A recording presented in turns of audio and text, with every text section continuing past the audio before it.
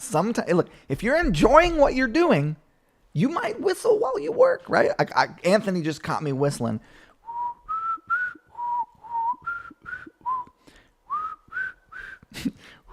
I can't even do it now, but like I think I was thinking, are you sleeping? Are you sleeping, Major Tom? And I don't actually think it goes Major Tom. I think Frere Jacques, dormez-vous. But like, I think Major Tom is like ground control to Major Tom. But somehow I have, are you?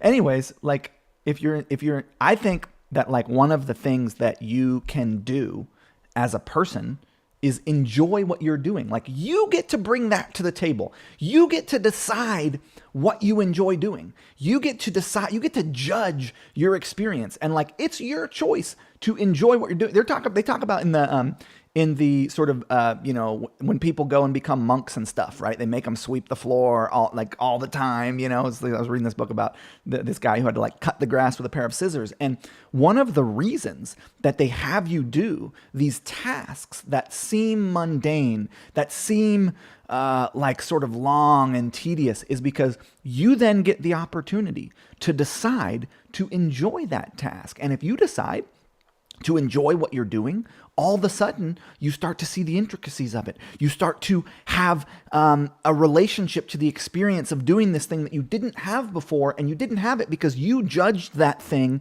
as bad, which brings me to this idea of perception and value judgment. So one of the things that I think holds people back in life, like everyone's talking about mindset and positive attitude and all this kind of stuff. And yes, that is important. And I think it's been sort of, grabbed by pop culture and somewhat misconstrued. People have been somewhat misguided with relationship to this sort of like manifest destiny and The Secret. And not that I'm like against the idea of hey, positive thinking and stuff like that. But I want to break it down. One thing I do have a gripe that I will mention after I'm done with my rant here. But I do have a gripe with relationship to manifesting your bringing things into being by thinking positively about them. So I want to talk about how I see that. But basically, what I want to get to is that I want to break that down to a practical level for you, which is as a human being, we can all agree that you get to decide where you direct your attention, right? So you get to decide whether or not you, put attention on your body, or whether or not you work out, or whether or not you put attention towards creating a business, or whether or not you put attention towards your relationship. Now, that is not to say that there are not, external factors like the society that you live in, like the sort of runs the government, or there's all what's happening in the world. Like there are external factors that affect you, but in your daily life you do get the opportunity to decide where you put your attention. Therefore, you are choosing what you perceive. So in that sense, you have a lot of agency and a lot of power with relationship to how your life goes, because you get to decide where you put your attention, right? So you get to decide where you put your attention. Then you also then get to place a value judgment on what you've perceived, right? So you get to perceive stuff by, decide what you're perceiving and experiencing by where you're putting your attention. Then you get to decide whether or not the experience that you perceived was good or bad. You get to place value on that. And those value judgments actually are your choice. There are conditioned, there are societal value judgments, there's sort of people's moral lines. But if you look at different societies and different cultures, they have different sets of value judgments. So that whole value judgment on perception is actually quite malleable. Like, for example, in certain cultures, they eat dogs, and that is totally normal. They eat cats, and that is totally normal. And that's that particular judgment is a societal construct that is okay in that society, that's not okay in the society that I'm in, right? So basically, you get to decide what you perceive by where you're putting your attention, and then you get to judge whether or not that perception was good or bad. So you have this it's essentially what I'm talking about is taking responsibility for your life, because one of the things that I believe in very strongly and that has served me in my life is personal responsibility. That like what is happening in my life, I am at cause for. I created the experience. And yeah, that's not to say there aren't external factors and that you know aren't victimized by certain external factors. Sure, like I will give you that. But for the most part, you get to decide how your life goes. And one of my core value propositions is that of personal responsibility, is that of like, if I'm in a situation, it's because I did what it took to get there. I had this conversation, or I behaved in this way, or I reacted to what was coming at me. I emotionally reacted in a certain way that caused XYZ effect.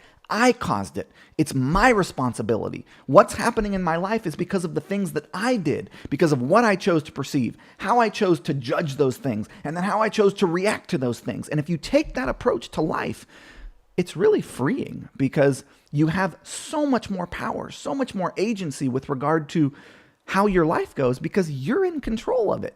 And that is a really powerful position that not a lot of people are willing to take, this position of like, no, the circumstance that I'm in, I have responsibility in, and I can affect change in my circumstance. I can affect change in my physical body. I can affect, health-wise. I can affect change in my business life, in my relationship life, in my work life. And again, I'm not sort of coming out against any particular set of circumstance that has people held down in any certain way. Obviously, there's classism. Obviously, there's, people are born into not having, a lot of opportunity, and people are born into having a lot of opportunity. Like there's all that stuff. And I'm not sort of denying any of that because that's all so real, right?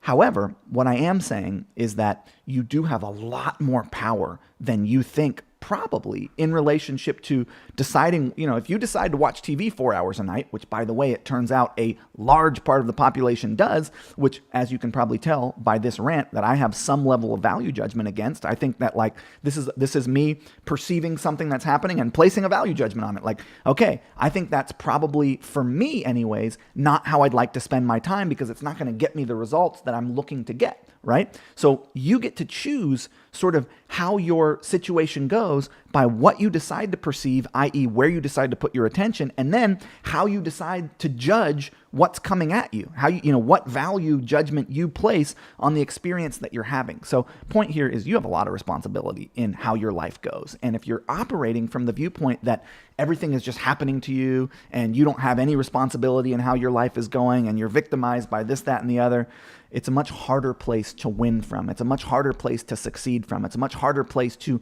get where you want to go from because you're saying that you don't have any agency in it. Now, back to the initial rant of I'm not trying to bash The Secret or any of these other sort of manifesting, this idea that like, just think about, so what I think is that the content was misconstrued. Like this, just like sit back and decide what you want and put it on a vision board and then it will come to you. Like, sure, it's nice to set goals, right? So like sit back, figure out what you want, think about it, think positively in the direction of it, set those goals. But if that's all you do, your chances of getting whatever that thing is are much less likely than if you actually then do something in the direction of those goals. If you actually then put in the effort, if you actually then show some determination and grit and movement in the direction of this vision board of yours, which by the way, I've created vision boards. I'm all about vision boards. Nothing wrong with those. Those are awesome. They give you a roadmap for where you want to go. You then have to travel. You have to take the journey to get where you want to go. So the idea that you can just think about something and then it will come into existence. Sure. Sure that happens. It's happened to me. I've had thoughts and ideas of things I want, and then they've just happened without seeming like much effort. So that's one way to go, and that's cool. I think though, a better sort of more consistent way to have the things you want is to sort of ideate on them, set your goals, and then set a plan to move in the direction of achieving those goals. And have that vision board and that positive thinking be promoted by sort of daily consistent movement in the direction of achieving that particular thing, of consistency of action in the direction of achieving whatever it is you want to achieve.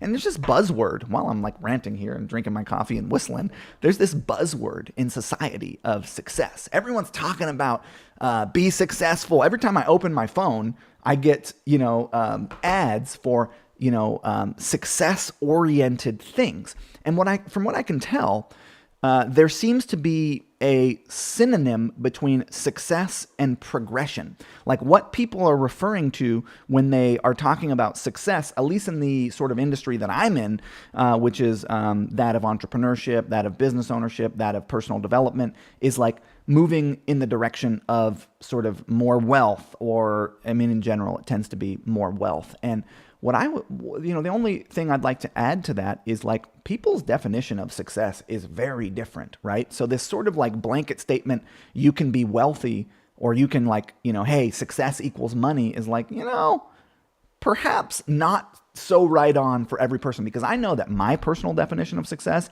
is so different from a lot of people who are in similar spots to me, where they have a company with 50 employees and whatever, like who have similar are in similar positions in their work life. Like my idea of success is much different than a lot of people's ideas of success. My idea of success is sort of work-life balance, is space in relationship to what I'm doing, is plenty of time for my hobbies and my relationship, like actually more time for my relationship and personal life than for my business life. Like I have this definition of success that is different than just make a whole bunch of money. And I understand that sort of when you're just getting started, the idea that you could have more money would be sort of really attractive, and that might sell you on whatever program you're signing up for. But there's been studies done that have shown that like in this particular society, American society, if you're in America, after $75,000 in total sort of household income for a person, happiness does not increase with more wealth. Money can buy you comfort for sure, right? Like I'm speaking as someone who has gone from sort of identifying and feeling very poor to now being wealthy in that regard, with regard to wealthy as it's described in society with regard to money, right? And happiness does not increase in proportion with wealth. There are so many people who are so wealthy and really miserable and really overworked and really stressed and really angry, who don't have a lot of intimacy, who don't have a lot of connection, who don't have a lot of personal satisfaction and fulfillment. So I think when you're looking at this idea of success, including purpose, mission, connection, intimacy, physical well-being is so important, because it's really actually what it comes down to. Like what makes people really happy, from what I can tell, is like connection to other people, purpose in life, physical well-being, feeling like what they're doing means something. Yes, success in regards to sort of societal standards with regard to work life. But I don't even know how I got on this crazy rant, but I enjoy talking about this stuff. These are sort of some of the underlying viewpoints and philosophies and principles that I operate from that allow me to have a very successful business and have a really sort of rich and fulfilling and engaging personal life, and also and not be like super stressed or super overworked or,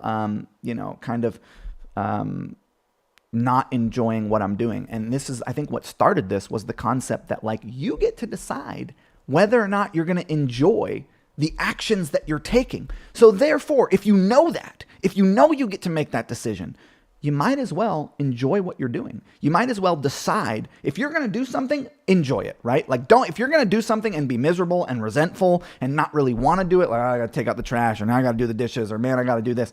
Like, don't do it. But you could decide, I'm really enjoying doing the dishes because it makes my wife really happy, or taking out you can decide to enjoy what you're doing, I think is the thesis of this ramble. And that habit is making the choice to decide to enjoy what you're doing when you're doing something brings energy to that thing, brings enthusiasm to that thing, brings enjoyment to that thing, and allows you to then do it even better.